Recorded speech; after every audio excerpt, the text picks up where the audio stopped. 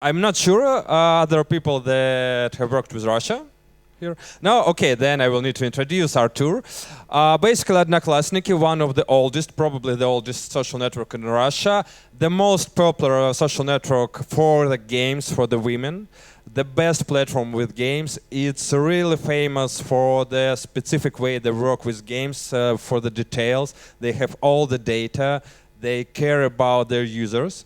So Artur will tell us about how not to make games for the audience of women, 35 plus, right? It's our favorite one. So Artur, please. Oh. Wait. Yeah. Wait.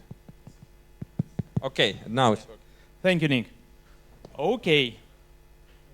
Thank you for inviting me here and letting me speak from this perfect stage. Well, first of all, if I'm not mistaken, my name is Artur Sakalis. As Nick told that I'm the head of the games at Odnoklassniki. But before Odnoklassniki, I used to work as a social games or casual games producer. So I know something about the casual games. And first of all, let's talk about what the casual game is. What's the definition of the casual game? Wikipedia giving us such definition, but in my words, I will tell that actually this is a game with the very short and intensive gaming sessions, and which does not require any specific skills from the gamer. And let's start with the thing that we'll understand why the social casual games became very popular at Odnoklassniki. A certain time ago, about maybe 2 years, our top games looked like that.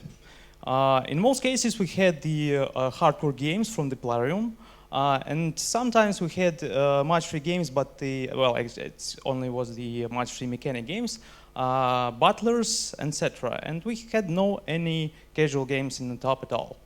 But 1.5 years ago, a new game appeared. It called the Find the Cat. Sorry for the Russian, because this game is not represented at the Facebook and all the other social networks. And actually, this game was only about finding one object on the photo, a cat. And that's it. And all the audience who started to play this game, they were not even realizing that they are playing. They just searching for the cat, and if they were not able to find the cat, they were asking for a friend to help them, making the viral post in a stream or in another personal post, like, hey, dude, can you help me? And that's it.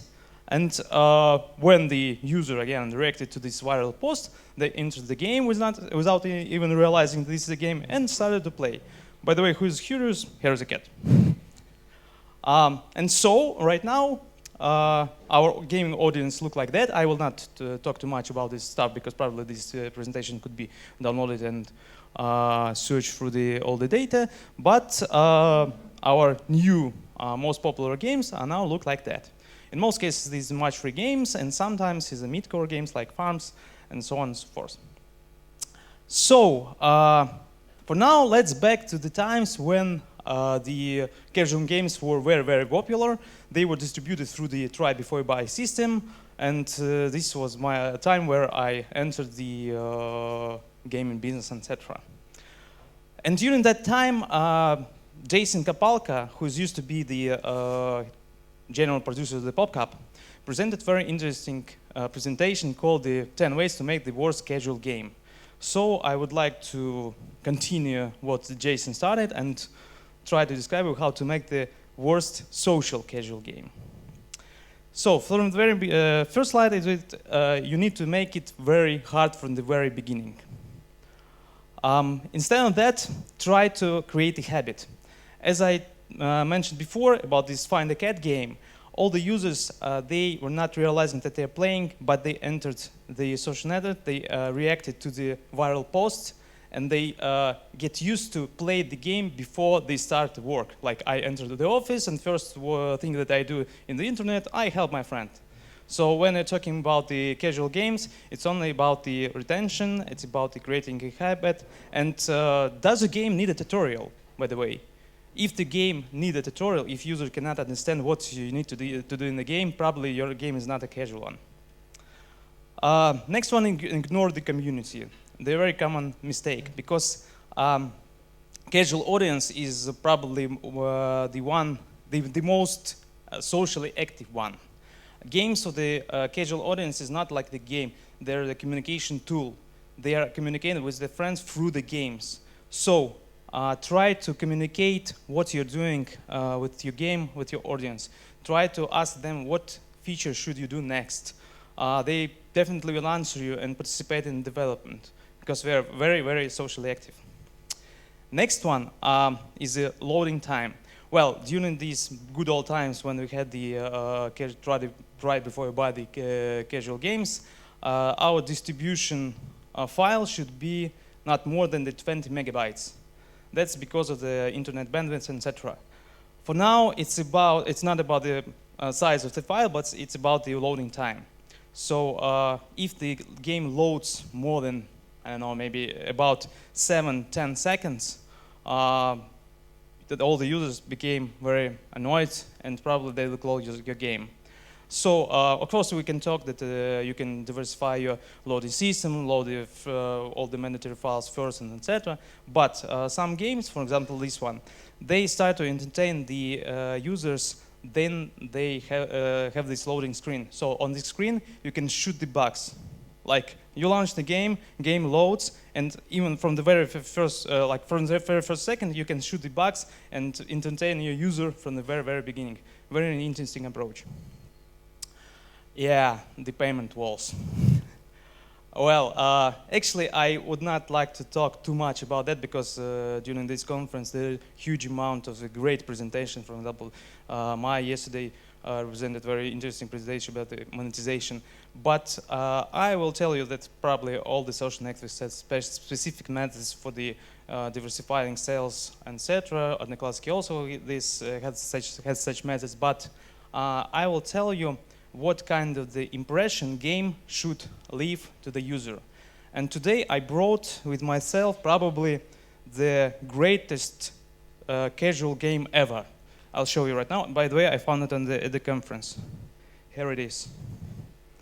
It's cool, it's bounce, it even smells fun. And I can play with this game. It's very interesting, and I can leave it, not to lose it, but leave it, to come back to it later. So actually that's the impression the game should leave to you, to the user. Like he can't lose your game.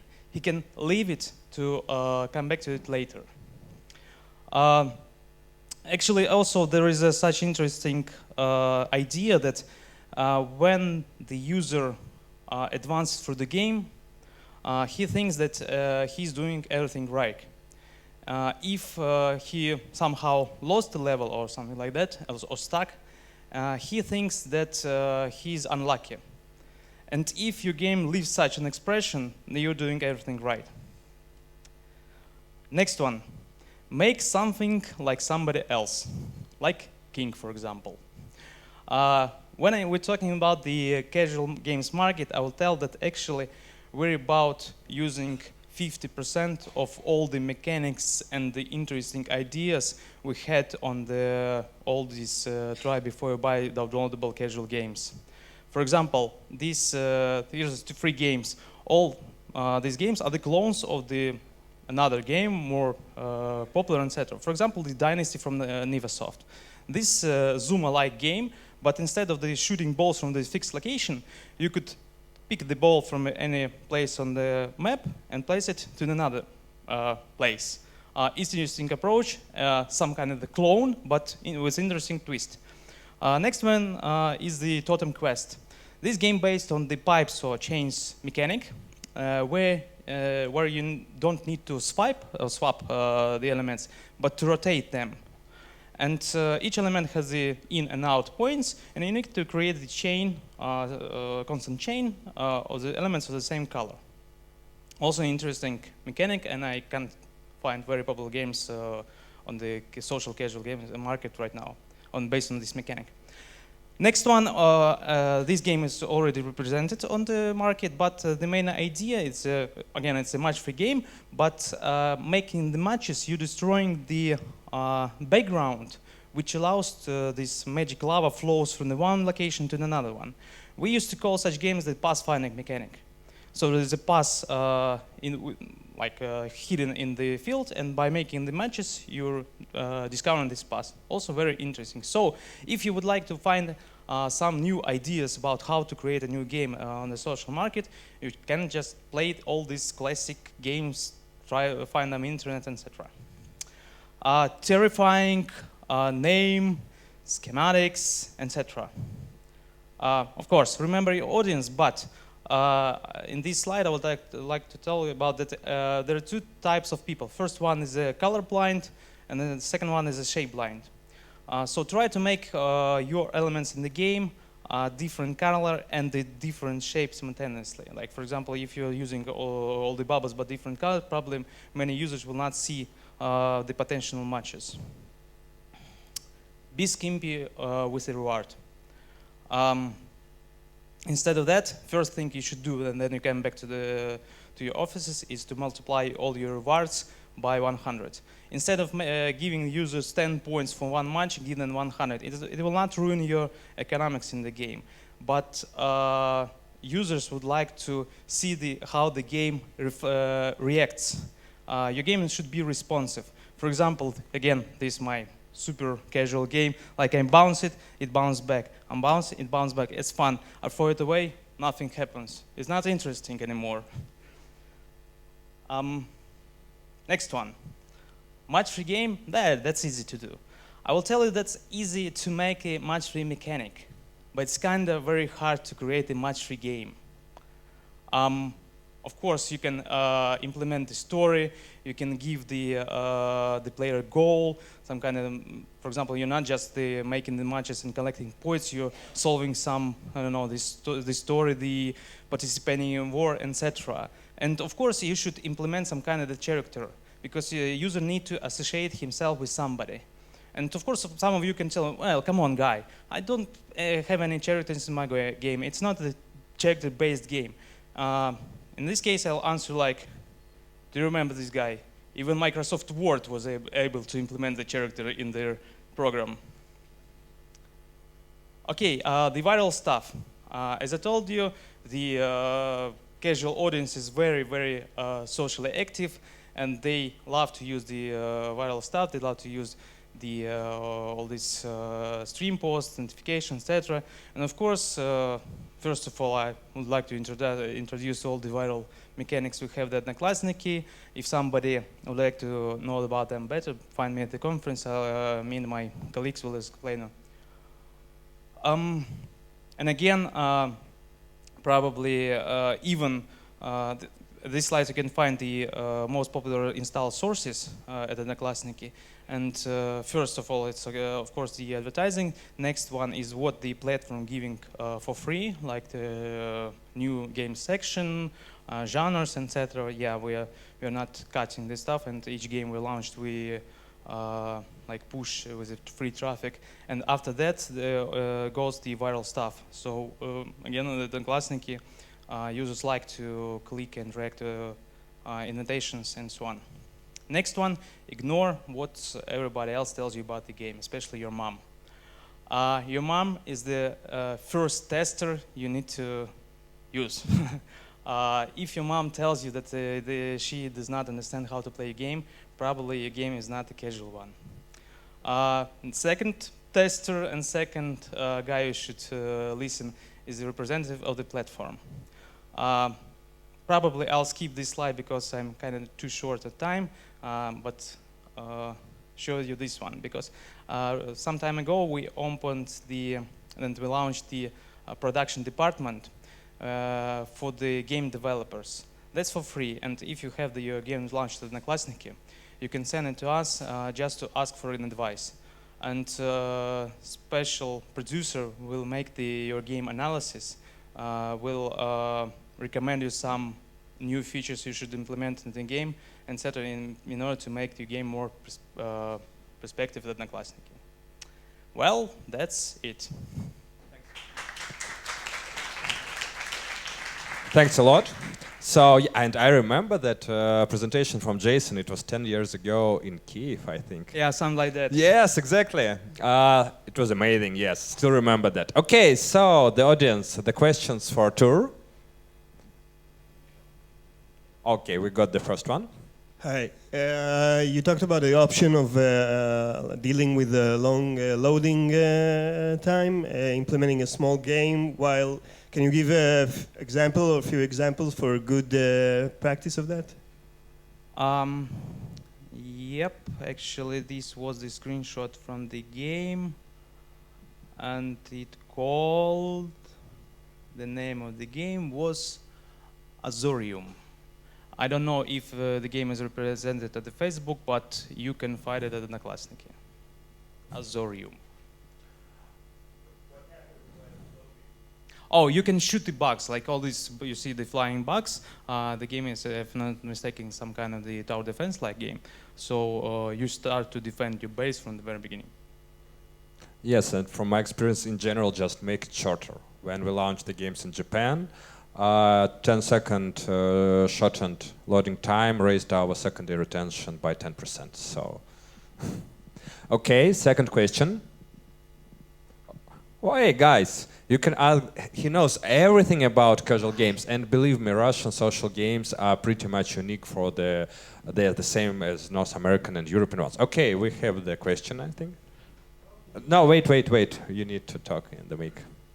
And please don't forget to introduce yourself, okay? Hello, I'm Umri. I'm a game designer from Plarium. I wanted to ask something about the users, the players. We all know the category for casual gamers, 35 plus, women. But how did you find the diversity within game types within the casual genre? Like, is it still everybody plays this, or you can say that women play match 3 games, and for Zuma type of games there is another typical audience? Well, we did not dig into the data so deep yet, unfortunately. So, unfortunately, I can't answer this question right now, but if you will catch me at the conference, we can share the details, because right now we launched the deeper analytics at Odnoklassniki, where start to analyze the genres more deeply, like not just the PvP strategy or something, but we also integrate in text, etc. And we can understand our audience much better and find the differences and diversity within the genres from the audience perspective. So probably in Amsterdam, right? Probably, yeah. Okay, so another questions? I have a question for the audience. How many of you guys have the games at the Russian market, at Odnoklassniki or VK? Plarium, obviously, right? And how much don't? Like, I don't know which of the audience are the game developers, but still, how many of you do not work at the Russian market? Why? No, seriously, if you work with social games, you should go to this guy. From my own experience, great titles and great social network. Probably the last one that is actually working besides Facebook in the world, because Brazil and Japan, Brazil already dead, Japan is slowly dying, unfortunately. Okay, so questions, guys. Okay, we have another one.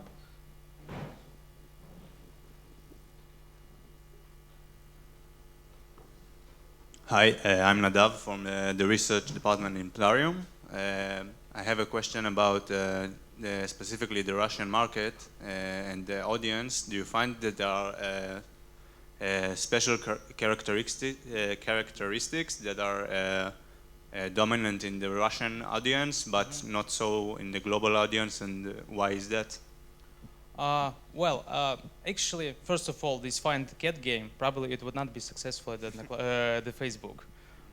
Because some time ago, I would say that to play the game at any platform, it was some kind of the shame, and audience probably would not share this information to somebody.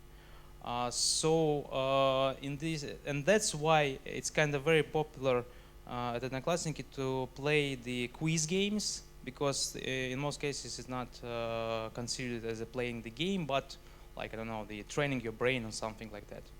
So the quiz games and this find a cat game. Okay, another question, yes. Hi, I'm Boaz, a data scientist quant for several operations. I have a question regarding what do you think about taking some familiar games such as Tetris on one side and even casino games like slots on the other side and adding another dimension of gaming style, another dimension of strategy which can easily become a very bad game. Maybe a tip you can give of modifying an already existing game, trying to make it a bit more appeal, or something which is easier to market afterwards, just to be standing out from the rest. Just a few tips, if you have. The question was, what do I think about the combining different genres in one game and pushing it to market, or?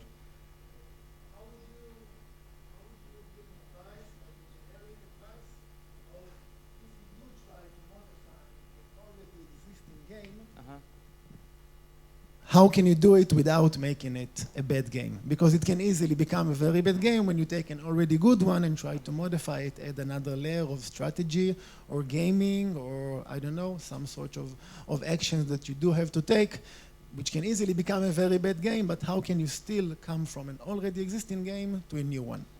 Well, first of all, probably you should focus on your major mechanic. Like if you, for example, combining the Tetris with the strategy, what will be the major mechanic, the Tetris or the strategy?